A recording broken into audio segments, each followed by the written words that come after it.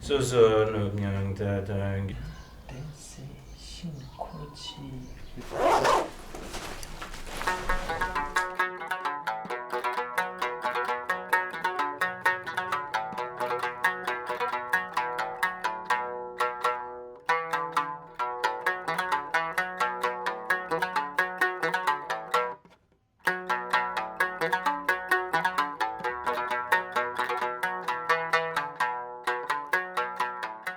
My name is Peter Olin and I come from Sweden. Well, before coming to the TTP program, I already studied for 2 years at the bachelor program of Rangjung Yeshe Institute. So I was already living here in Kathmandu, and I've had a close connection with Chogyam Rinpoche, who is the abbot of the monastery, since 25 years almost. So that was a deciding factor also. Since the program started in the summer, it's been very intense, lots of classes every day and a lot of homework to do and preparation and review of the classes. And if I look at my progress from when we started until now, I think it's been quite dramatic change. So I'm very happy to see the results.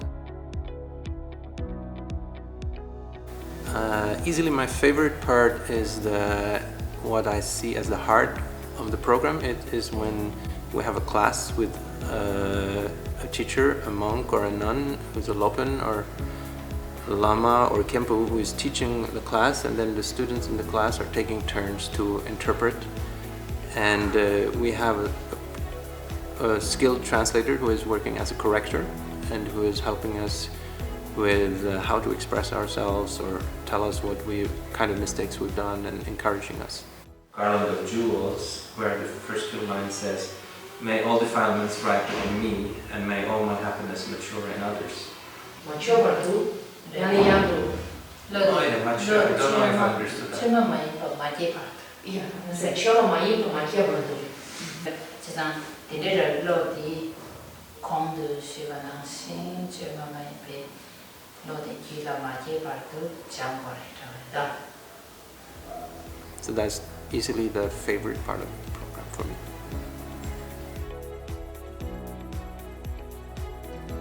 I really like staying here in Bodha. The monastery we are studying is very close to the big stupa of Bodhanath, which is a wonderful atmosphere, and there's a lot of people coming from all over the world who meet here as tourists, pilgrims, and students studying at the Institute are also coming from all parts of the world, so I think it's a very inspiring atmosphere.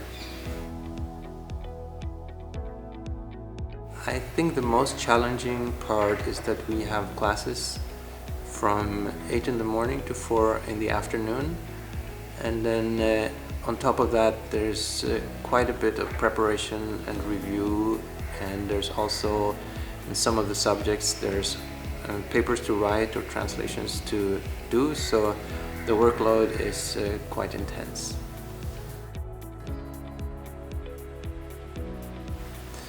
So I studied a tiny bit of Tibetan when I was in Stockholm, and also have a little bit of Tibetan from one of the TTP instructors in our retreat center in Denmark.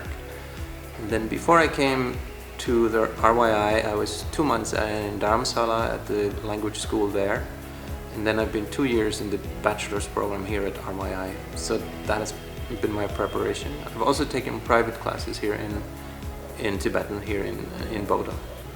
I think we have really good teachers here at RYI. We have language partners who are experienced and skilled. The Lopens and Kempus who are teaching the classes are all great people, and it is really a joy with all the patient and kind-hearted teachers who are around here.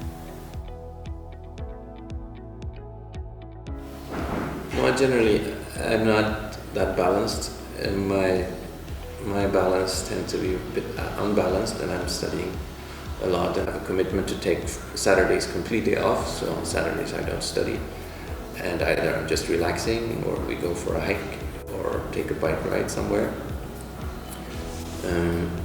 Sometimes I do a little bit of cooking. I bake a little bit. So my aim with this is to sort of test myself to see if I have what it takes to be an oral translator, and if I get the opportunity, I would like to be able to work for either some of the Dharma centers of Chögyam Rinpoche in the world and be able to translate as an oral interpreter. And then there's also, I see it as a possibility in the future to work with written translation. One way of doing that would be to work for the 84,000 project, which is translating the collected Buddhist canon.